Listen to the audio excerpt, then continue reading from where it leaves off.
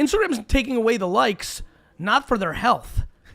Right. They're doing it because they observed in data what I observed as what I do for a living, that people were starting to limit creativity. Creating content is like my outlet. So, I have my own very small YouTube channel where I create content. But my dilemma is, I know Gary talks about document, don't create. But then as a marketer, I'm thinking, I need to make content that people are searching for, like doing the SEO. And that's how you grow initially. That's because you're confusing marketing with sales. A marketer, she or he is building for the long term. Your explanation as a marketer was tangible and transactional.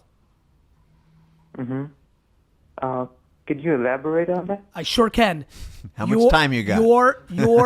You're using the term marketer in a modern world where we have, in a lot of ways, over-leaned into tactics and short-term ROIs. You're trying to hack the tangible search queries to create short-term views or macro, micro, very quick, micro, not macro, micro transactional. Yeah. What you're doing is transacting and selling, which is being confused as actual brand building and marketing. You're not going to struggle with where you were going with this question once you understood that branding and marketing is a marathon. But right now in digital marketing, a lot of people have made Everyone's trying to make it transactional. Yeah. I've never, this is why I'm bad. This is why I'm not as big. Only recently have we even started somewhat trying to get good at like search or SEO. Like we don't, I've been on YouTube since the get and still have no concept of titles and thumbnails for marketing. I'm going so brand and marketing of continuous message at scale. Yeah. I'd say if you're going to prioritize something, you got to know who you are and what you're making and for whom and why. The other stuff takes care of itself over time, but if you do the other stuff first, it's backwards. It's like you're going to go be a banker because your parents told you so. You need to look at like, what do you want to do? And the market, all the little SEO, all those little nuts and bolts, it's great. If you're literally living your life by the data exclusively, then you're going to look like everybody else. You're going to be fighting for the same search terms. And how are you going to stand out? The only way you can actually stand out is by being unapologetically, no questions asked, you. And my friend, and Anand, what ended up happening is it even blended into the creative. The reason people continue to post the same photos of their TNA or of their abs or of a beautiful place they went into is they know that the likes are going to be there. And it's limited the creativity on the creativity part. Yeah. Not even on the it started in digital marketing on the titles, the math. Yeah. But it's subconsciously has blended into the art itself, where people right now are posting on Instagram things they have no passion about, but they know it will do well. Quote, do well. Because do well Correct. Is a very... But do well to the way he framed up his first two things out of his mouth. 100%. I don't... those don't come out of my mouth as a marketer. Which is interesting. If they take likes away, the world's going to get a hell of a lot more creative. I'm pushing. It's going to blow up. And let me rephrase. I'm pushing something that I didn't think of. Yeah. Kudos to them to testing it in Australia and Canada. I got wind of that. I'm like, this is fucking... Yeah. I was on the make new shit, but I was trying to encourage people to be brave. Instagram's doing it for you. Yeah. Everyone's mad at the algorithm. They're starting to learn how the algorithm actually works. They watch human behavior. Yeah. By the way, Instagram's taking away the likes, not for their health. Right. They're doing it because they observed in data what I observed as what I do for a living, that people were starting to limit creativity. Yeah. Hey, Anand, do you understand? Go ahead. Yeah, no, Anand, you feel like you're understanding what we're putting down here? You feel like you're getting your question answered? I am, yeah, definitely. I think it's a struggle between, there's that conflict between this is what I want to put out into the world. I want to share my journey, which is, I'm a marketer and new entrepreneur, and I was able to quit my 9-to-5 job finally after working for on the side hustle for the last 5 years. I love that. And now I want to show people how I did it. Yeah. Yep, that's your ticket right there, man. Because you know what? That's your story, unapologetically, no Period. questions Couldn't asked. be a bigger buyer. If you're trying to talk about marketing, there's a bazillion people talking about marketing. There's only one you. You've got your DNA. You have your experience. That's the only way you can stand out, my man. You cannot stand out and fit in at the same time, and you're only going to get there by being you. Anand, what I would tell you is this is why I push patience so much. There'd be absolutely no conflict if you actually were willing to wait. Do you? Does that make sense, Anand? Do you see where I'm going with that? There's a conflict when you're looking for short-term ROI on vanity metrics. That's right. I know. That's right. No, I'm really proud of you. Like I like the way this is going. You see where I'm going? What people may not understand yet about what I'm doing is the reason I have 7 to 11 things I'm standing on is you need them all. You need all those ingredients to properly cook the meal. The second you take away patience and you buy into everything else I'm saying, you're vulnerable. The second you take away work ethic because you don't think hustle's cool anymore, you're vulnerable. The second you take away empathy, you're vulnerable. What I'm putting down based on what works for me and others, and I try to remind people that as I observe them, is the ability to have all the ingredients there, because once you take one out, the vulnerability comes. Hearing you, who's been listening, and I can see what you're putting down, by you quantifying what we've just been talking about and adding that patience element immediately eliminates the friction for short-term metrics. Yeah. Why do you think I started with 80,000 subscribers on my YouTube channel or whatever it was when D-Rock and I started 4 years ago, 5 years ago?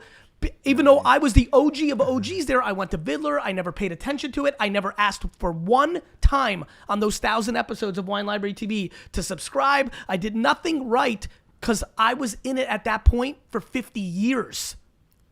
Yep. You got this, man. Right.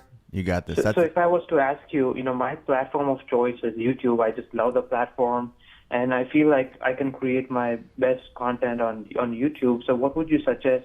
I have about 850 subscribers right now, but I really want to reach more people. What would you suggest I do in terms of how much content? How much content are you putting out? Right now, about 1 to 2 videos a week.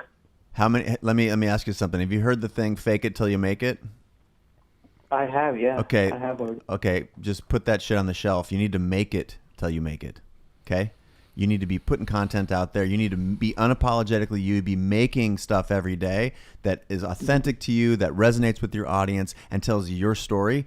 And until you start doing that, you're going to be stuck. And when you start doing that, 2 things are going to happen. 1, you're going to have a bunch of energy because you're going to finally be not doing what your mother, your brother, your friends, all these other people are telling you to do. And then 2, the world's going to come help you because they can sense that stuff. They can smell it when you are doing you. That's what when you just stepped on the scene, boom, it's like, this guy, no questions asked, he's doing him.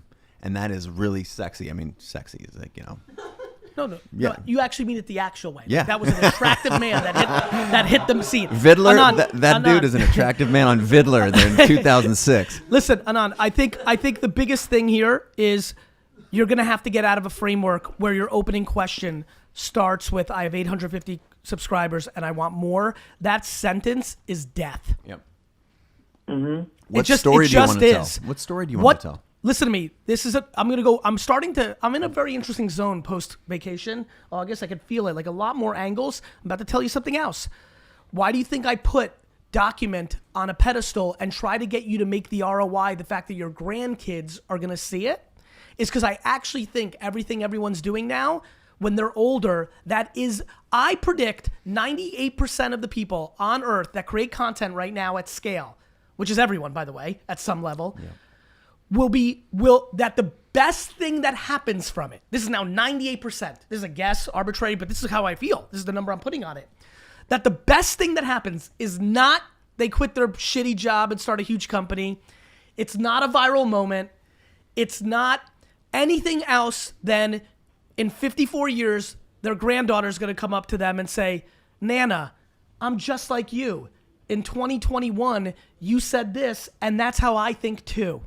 That sentence, because that's who you're going to be at 90. Yeah. That's what you're going to care about, your family.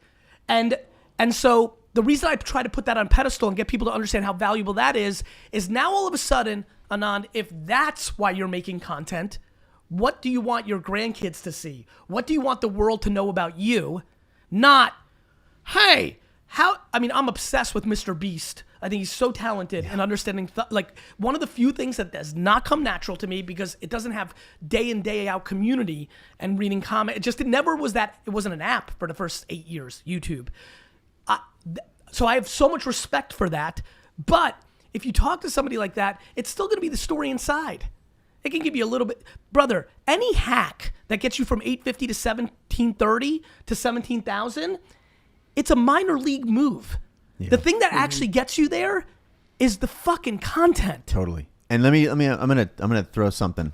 You talk about document, don't create, and I'm gonna just put a little twist on that because it's all creating, and why I believe, and you tell me if I'm putting words in your mouth that you don't believe, No. is that what you're really doing when you're saying document, don't create, is you're trying to take the anxiety 100%. out of creating. Because now you're going like, oh, I need to 100%. I need to create something really It special. is creating. No, you got it. You nailed it. 100%. You want to hear the best part of that whole little thing?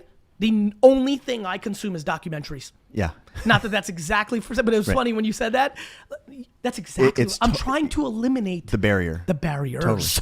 Totally. Which is what got me to the fluffy shit that I'm not necessarily all. Listen. Totally, but that's what I'm trying to do here. Is like I'm trying to take the barriers away from creating, and I'm saying like you have this engine inside of you right now. You're trying to calculate. Stop 100%. Calculating. The shit's not out there. It's in here, man, and you've got it. I just want you to start. Math doing fucks you up. Yep.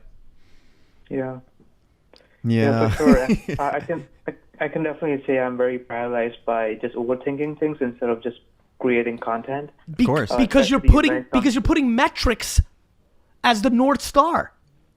Anybody who's putting metrics, follow count, likes, and data as the North Star are inherently stuck creatively. Yeah. You overlay anxiety and insecurity of judgment, which is the comments, and you're fucked, which is why 99.99999% of people are not winning. Here's another thing, man. You I can tell just from how you're asking, you want a map. You want a dot. You are here. You want ... and you want a red X. This is where you're going. You want to be able to see the whole picture. I'm telling you, you've been sold maps. They don't exist. They're not real. All you have is a compass, brother.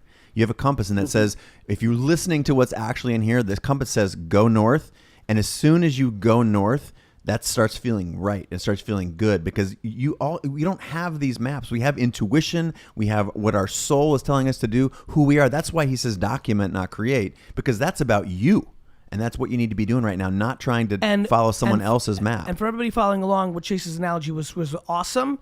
He's not talking about a compass in holding it in your hand. No. When he was saying that, I was like, oh yeah? I'm going to throw the fucking compass in the sea, blindfold my fucking self, and walk through the fucking jungle. And if you think a panther's going to get me, you're wrong. Because the compass is inside. 100%. You got that? And I'll punch a fucking panther in the face. Anand, you got that? Anand, punch panthers in the face. Hung up next.